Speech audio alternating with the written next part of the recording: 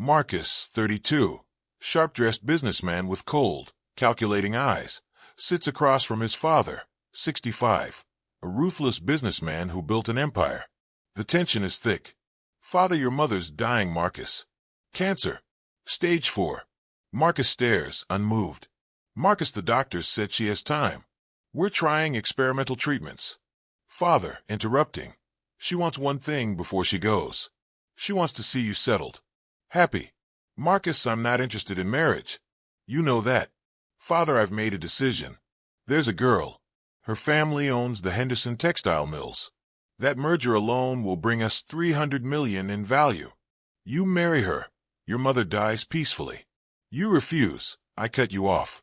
Everything. Your trust, your position, your future. Marcus, standing, this is insane. You can't force me. Father, I can, and I am. The wedding is in 3 months. Her name is Sarah. You'll meet her next week.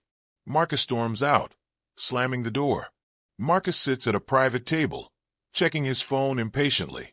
His mother, Diane, 60, frail but elegant, arrives with a young woman. This is Sarah, 29.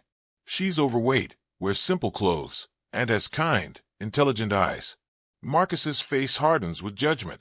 Diane warmly, Marcus, this is Sarah. Sarah, this is my son.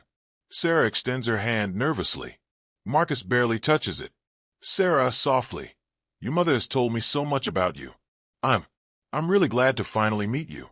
Marcus, coldly. Let's get the formalities over with, shall we? Diane gives him a disappointed look. Sarah's face falls slightly, but she maintains her composure. Sarah, I know this is unusual. I know you probably didn't want this any more than I did. But my father has health issues, and he wanted to secure my future. I have a degree in environmental science. I volunteer at community centers. I'm not just.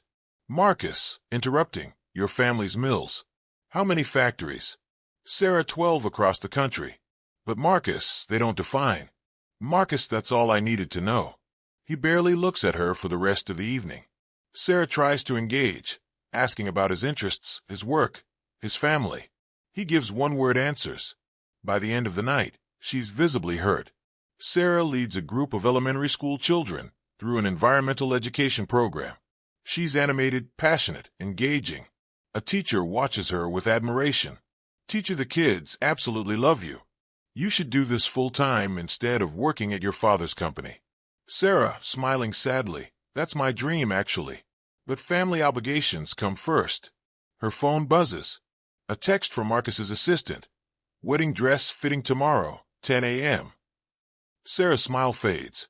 Sarah stands in front of a mirror in a beautiful wedding dress. The boutique owner fusses with the hem. Diane sits nearby, watching warmly. Diane, you look absolutely stunning, dear. Sarah, forcing a smile, thank you. Diane, carefully. I know Marcus seems distant. He's been hurt before, and he carries a lot of anger toward his father. But he's a good man underneath. He's just scared. Sarah, scared of what? Diane, of feeling. Of being trapped. He thinks this marriage is a cage his father is putting him in. I'm hoping that eventually he'll see it as a door opening instead. Sarah, quietly. What if he never does? Diane, taking her hand. Then you need to decide if you can live with that. Why? The church is packed with wealthy guests. Marcus stands at the altar in a tailored tuxedo, his expression blank. The music begins.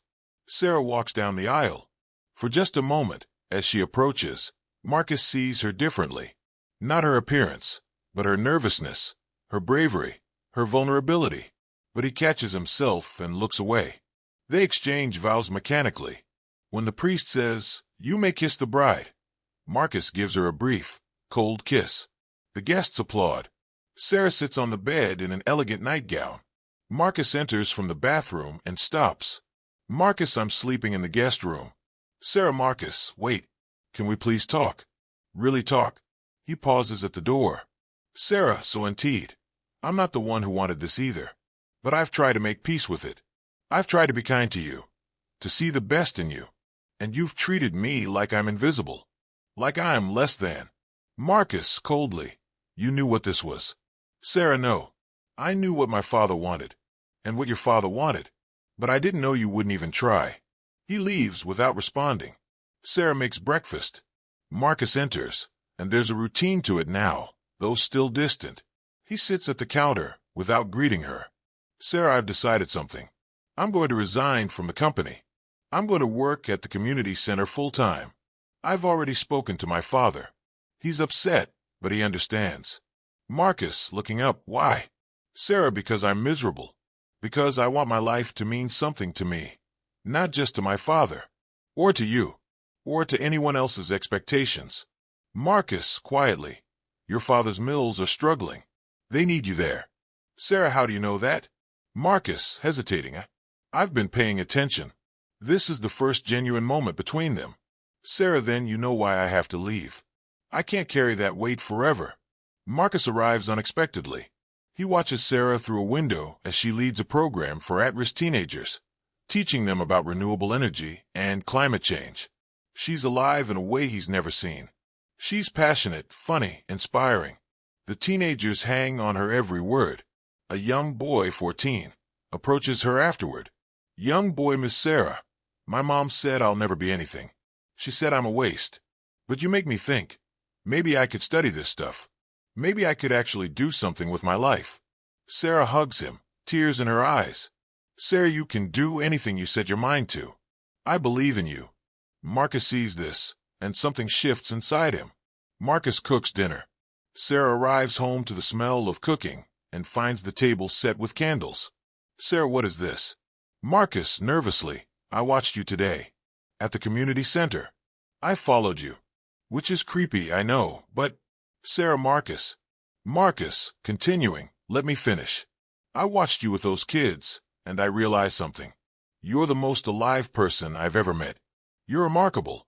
And I've been so blind, so cruel, so determined to resent you that I couldn't see it. I couldn't see you. Sarah sits down slowly. Marcus, suinteed, I was afraid. My father forced this, and I was angry. Angry at him. Angry at the situation, and I took it all out on you. You didn't deserve any of it. Sarah, carefully, what are you saying? Marcus, I'm saying. I want to try. I want to actually know you. The real you. Not the woman my father picked, or the textile empire, or any of it. You. Sarah, tears forming. This is what I wanted all along. I just wanted you to see me. Marcus, I see you now. I'm sorry it took so long. He takes her hand. She doesn't pull away. A ribbon-cutting ceremony. A banner reads, Henderson Marcus Environmental Education Initiative.